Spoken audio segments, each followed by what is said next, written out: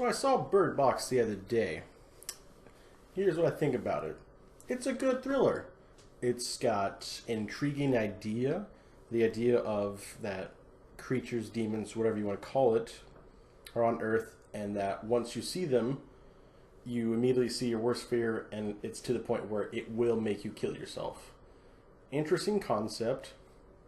So for them in the movie, all the characters have to close their eyes and blind themselves to not see these creatures, to not die.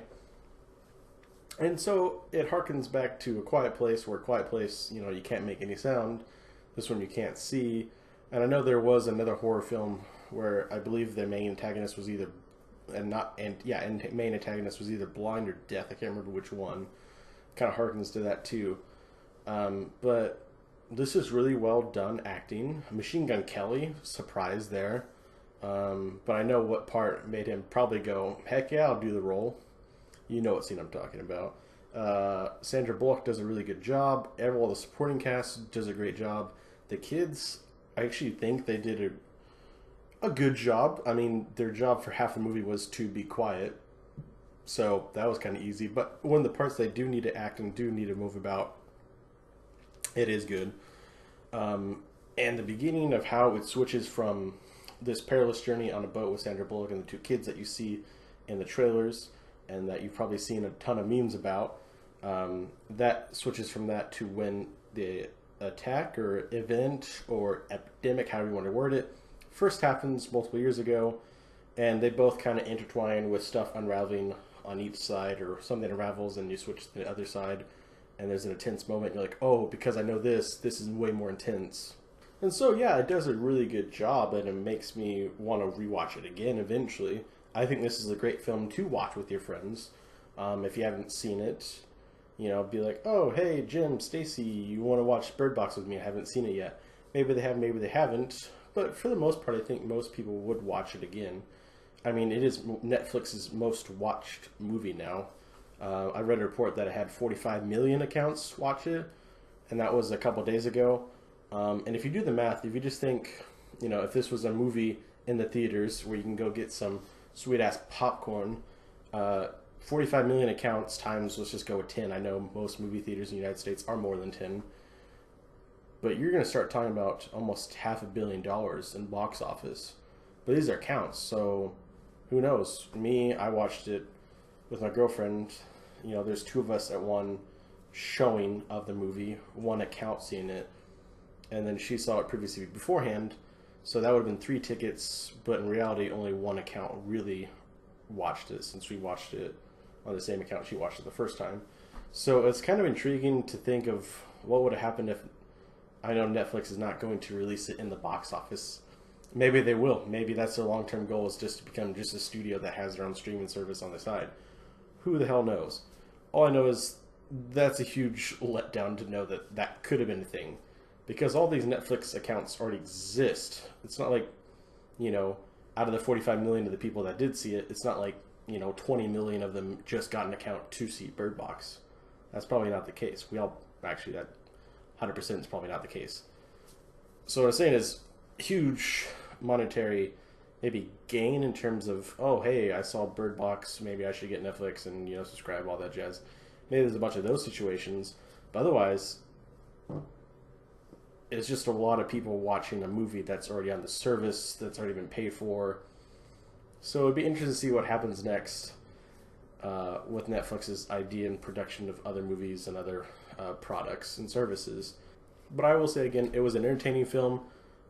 It does get very tense in a couple scenes of, oh gosh, what's going to happen next. John Malkovich did a really well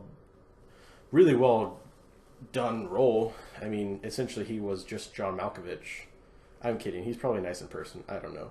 But kind of what I would assume he would be on a normal day-to-day basis. Maybe not the alcoholism part, but So it's fun. It's a nice one to watch with your friends, I think, on a Friday, Saturday night. Or just with a buddy or two, maybe a sibling. I'm not sure about the entire family because, I don't know, there's a lot of dark images. And of course, when I mean family, I mean like probably older. Because like I said, the premise of the film is creatures that make you kill yourself because you saw your deepest, darkest fear. So it's not really a kid thing, you know. Viewer discretion is advised, I guess. But for the most part, it's either done off camera, or if it does is done on camera, it's not too bad ish. I mean, it'd still be an R. I mean, just because how many times they say the F word, which is more than one, which is your thing for PG-13 is one F word. So they already beat that. But the sex scene maybe would have been PG-13, but the other violence and the gunshots to the head and the suicides probably would push it to R. But I could babble on about this movie for days. If you just want to go see it, go see it. If you just want to pull up on your couch and watch it, just watch it. You'll get some entertainment out of it. It's not too long, and it runs pretty smoothly. Smoothly, I think. It doesn't really. I never really thought of like, oh wow, this is taking forever. I was just intrigued with the entire plot throughout. Like I said, though, it's not perfect. There is its flaws. I think there's some sound design that could have been better, since the entire film is called Bird Box. Sometimes you don't hear the birds, and it's a plot device, so it's kind of important. And I won't get in too much detail in spoiler-free zone here. But at sometimes the music crescendos too much to where you start thinking that maybe they fudged up and there should be more birds and other noises, but you can't hear them as an audience member. Maybe I just couldn't. I don't know. It's hard to tell sometimes. There's some plot holes, as with every movie, really.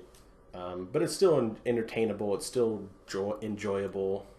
It's still a fun ride from the beginning to the end, for the most part. And it's a thriller, not a horror, so it's not a total desolate ending-ish. I'd give it a solid 6 or 7 out of 10. A lot of that is just from superb acting from a lot of people, including Sandra Bullock. And the other would be just the idea and premise of it. But I believe it was based on a book, so I can't give it too much credit, because I just want to credit the book more than I do the movie, if that's the case. But tell me what you think down in the comments down below. If you like this video, give it a like. If you want to subscribe, go ahead and subscribe.